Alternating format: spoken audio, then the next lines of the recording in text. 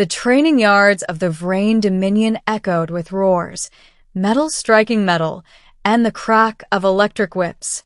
Every child born of that warrior species was raised here, trained to fight, conquer, and never cry. But hidden behind the barracks, in the cold shade of the stone wall, a small figure knelt over something glittering in the dust. The cub's name was Keth. Barely 6 cycles old, his claws were still dull and his tusks small, but his eyes already glowed with the amber fire of his kind. He was supposed to be with the others, learning to handle the training spear. Instead, he crouched low, shoulders trembling, clutching what remained of his favorite toy, a delicate flying disc made of translucent metal, now cracked clean through. Keth sniffed, trying not to make a sound.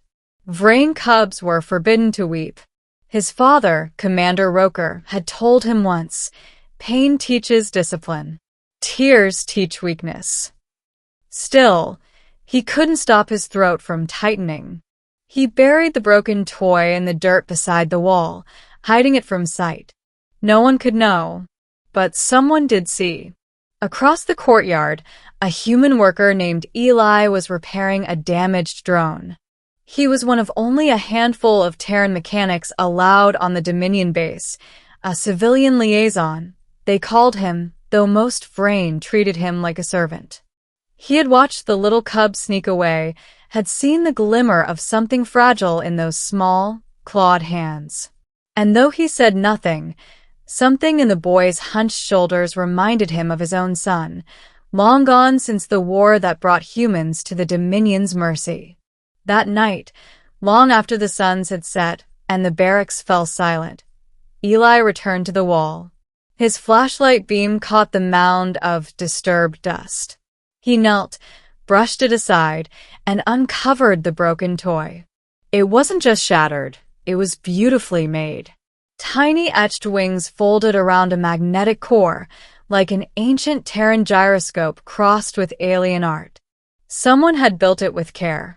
Eli turned it over gently in his hands. "Let's see if I can give you another flight, little one," he murmured.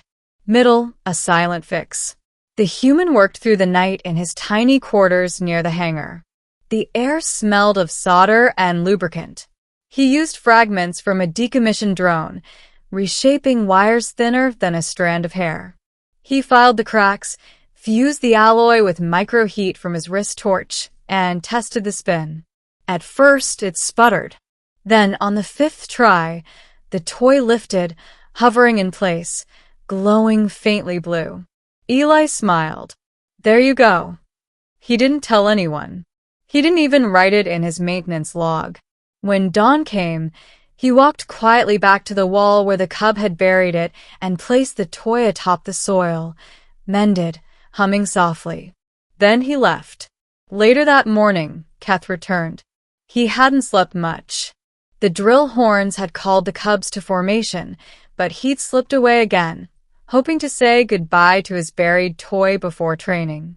When he saw the disc lying there, whole, shining, alive, he froze. His heart thudded. He picked it up, hands shaking. The toy rose into the air with a faint whir, spinning in perfect balance, just like the day his mother had given it to him before the war. Keth stared, disbelief mixing with joy so fierce it made his chest ache. "Who?" he whispered. But there was no one around. From that day, something changed in him. He began to notice the human worker, the quiet one with tired eyes who fixed things others had already discarded. When the soldiers laughed at him for moving too slow, Eli just nodded and kept working. When the cubs mocked the soft-skinned Terran, Eli said nothing. And sometimes, when Keth caught his eye, the human only smiled and went back to repairing machines that weren't even his responsibility. Conflict, the trial of strength. Months later, the Dominion's overseer announced the upcoming trial of young blood. Every cub was to face a mechanical beast in the arena to prove readiness for training advancement. Keth's opponent was a combat drone twice his size. When the fight began, the machine lunged forward with bladed limbs, slamming him into the sand. "Fight, cub," the spectators roared. He tried. He swung his wooden spear, but the drone crushed it easily. Pain flared up his arm. Panic clawed at his chest. The crowd's laughter echoed. From the repair platform above, Eli watched, hands gripping the rail. He could see what the others couldn't. The drone's power regulator was miscalibrated. It was outputting full combat strength instead of training mode. He shouted, "Cut the power. It's going to kill him." The overseer snarled. "Silence, human." The drone struck again, pinning the cub. Keth cried out. The sound cut through Eli like a blade. Without thinking, the human jumped from the platform, rolling hard as he hit the arena floor. He sprinted across the sand, yanking a plasma spanner from his belt. The crowd gasped. He dove beneath the drone's arm, jammed the tool into its power port, and twisted. Sparks exploded. The machine froze mid-strike, then collapsed with a hiss of steam. Silence fell. Eli stood panting, covered in dust and oil. Keth lay trembling beneath the wreck, staring up at him. "You're all right, kid," Eli said softly, offering a hand. Keth reached out, small claws wrapping around his fingers. Above them, Commander Roker descended the stairs, eyes blazing. "Human," he growled, "you interrupted the sacred trial." Eli stood his ground. "That machine was malfunctioning. You would have lost your son." The alien commander froze. Gasps rippled through the crowd. Roker looked from the broken drone to his cub, alive but shaking. He said nothing for a long time. Then, quietly, he turned and left. The trial was declared void. Resolution: what was repaired? That evening, the base was silent again. Eli returned to his quarters, expecting punishment or exile. Instead, he found something on his workbench, a small package wrapped in metallic cloth. Inside lay the same toy he had repaired months ago, now engraved with careful symbols. Beside it rested a strip of leather, marked with a childish drawing, a tall human figure standing beside a small horned cub.